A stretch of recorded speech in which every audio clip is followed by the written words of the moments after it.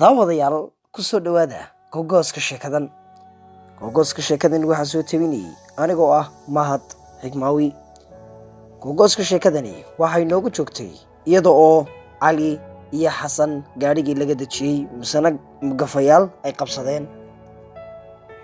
intaanay bilowin barbilowga ama qaybta labaad ee barnaamijkeena daawade haddii aad ku cusub tahay channelkeena fadlan subscribe garee, like noogu qabo, share garee, asxaabtaada la wadaag, comment wixii ifafaalaana hoos noogu reeb.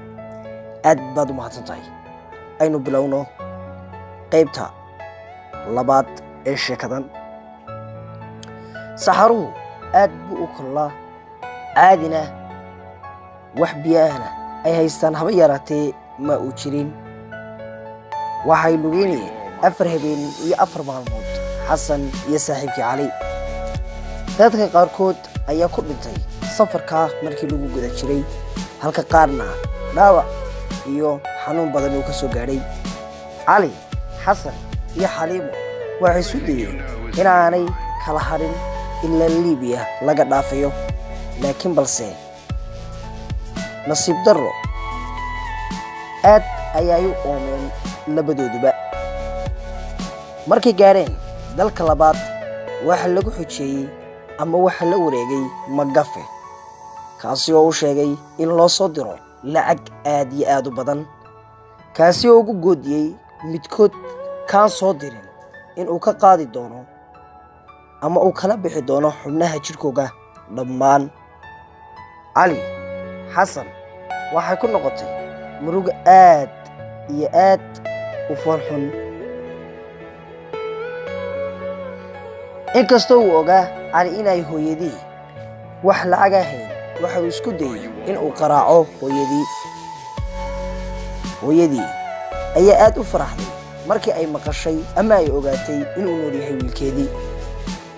Cali hooyadii waxay garan weyday sida ay ku heli lahayd lacagta faraha badan, waxaana u sheegtay inay isku dayayso inay hesho, laakiin uu sugo muddo indoora.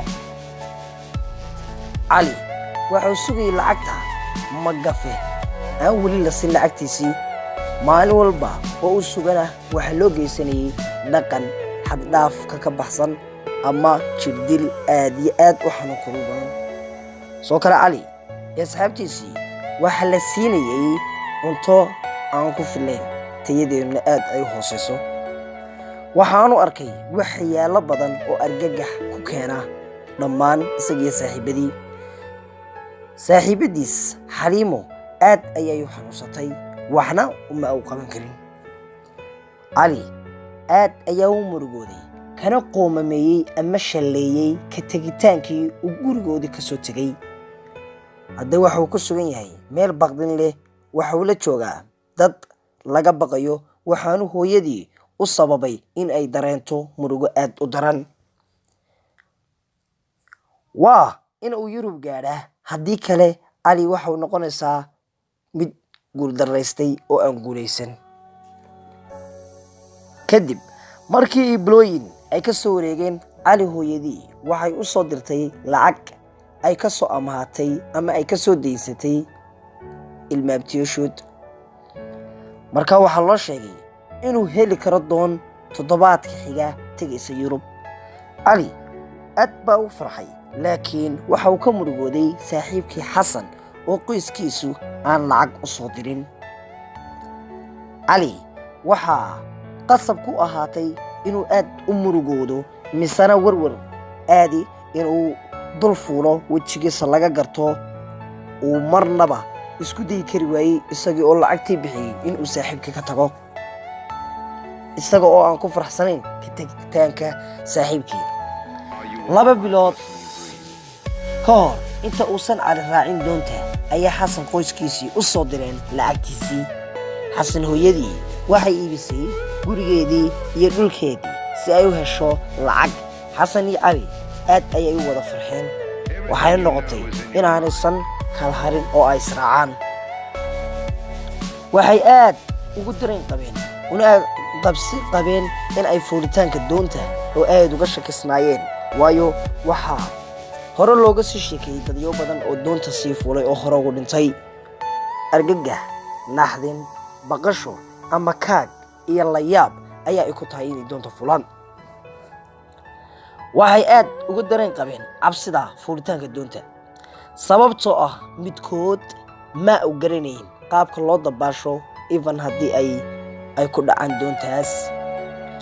waxayna garanayeen dad badan kuwaasi oo ku dhintay badda oo ilaa imika la la'yahay.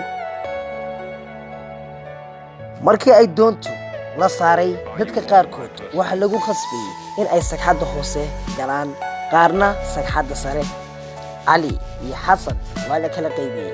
xasan waxaa loo sheegay inuu sagxadda hoose galo, calina dusha sare inuu furo. safarku baddu aad baa u xumaa, doontu muuqaal wanaagsan ma ay lahayn, mana dhammaystirmayo safarkoogu iyada oo aan la badbaadin. doontu 9 maalmood ayaa ay leeleecaysay ama ay socotay, sidoo kalena maalin iyo habeen, mugdi iyo maalin ayaa ay kala saari waayeen cali iyo saaxiibkii. ruux walibana waxa uu ka rajo dhigay in la badbaadiyo ama ay xeeb uun gaadhaan, iyaga oo meel ay joogin iyo meel ay ku socdaan midkood aanay garanayn. dhammaantood waxay wada arkeen markab, waa aanay wada farxeen. waa ay badbaadeen, dhibkii adkaana waa dhammaaday. cali waxa uu jeclaa lahaa inuu saaxiibkii xasan ay isku meel wada saarnaadaan si ay u wada farxaan ama ay isku wareystaan waqtiga ay saaran yihiin. ruux waliba oo saarnaa doonta waa la soo wareejiyey. maraakiib weyn ayaa badda ka soo dejiyey, laakiin markay is yidhaahdeen soo saara kuwii sagxadda hoose ku jiray, waxaa ugu tageen dadkii oo wada dhintay. naqas ayaa ku dhegay ilaa ay ka dhinteen. xasan waa uu dhintay. cali aad ayaa ugu qalbi jabay. waxa anu waayey saaxiibkiis qaaliga ahaa. yurubna waa uu ku cidlan doonaa. cali waxa uu ka fekeray siduu ugu sheegi lahaa xasan hooyadii in ay wiilkiisii u dhintay ama wiilkeedii u dhimatay. xasan oo ku geeriyooday doonta ay wada saarnaayeen, cali waxa uu ku mahadiyey inuu nolol ku gaadho waddanka talyaaniga, laakiin baqdin ayaa la soo daristay. ruuxna ma garan karo waddanka luuqadda talyaaniga, ma garan karo la dhaqanka, habdhaqanka dadku qaabkay u samaysan yihiin ama dhexgalka bulshada, waayo waa uu ku cusub yahay, waa qariib. lamana siinin gargaarkii uu filanayey. waxa uu malaynayey in la siinayo meel uu dego, lacag iyo waxbarasho, midkoodna lama siinin. waxay noqotay inuu iskii u reedsado nolol muhiim ah. cali waa hawshiisa qoyskiisii iyo saaxiibadiisii. waxa uu aad ugu adkaatay inuu waco xasan hooyadiis una sheego inay wiilkeedii uu dhintay. sidoo kale cali waxa uu dareemay kelinimo marka uu yimid talyaaniga, waxaana ku adkaatay in uu ku noolaado nolol wanaagsan, laakiin balse noloshii wanaagsaneed uu doorbiday waxa uu ku noolaaday nolol aad u adag. waxa uu mar waliba xasuustaa waxyaabihii uu tahriibka kala kulmay, waxaanu isweydiiyaa inuu sidan u tahriibo waxyaalihii ku kalifay. dhammaadka sheekadeennu halkaasi ayay ku dhan tahay. 2 qaybood ayaanu ka soo sheekeynay. qayb waxay ku saabsanayd dhegaystayaal cali iyo xasan oo tahriibka isku dayay, midkood waa badbaaday, midkoodna waa dhintay. cali waa badbaaday xagga uu xasan u dhintay. aad iyo aad baad u mahadsantihiin dhegaysiga fideogan ama dhegaysiga taariikhdan murugada le. ha isku dayin inaad tahriibto. waaniga u mahad xigmaawiya oo idinka tegaya fi amaanatikum billah. fadlan subscribe garay, like, share garay. thank you so much.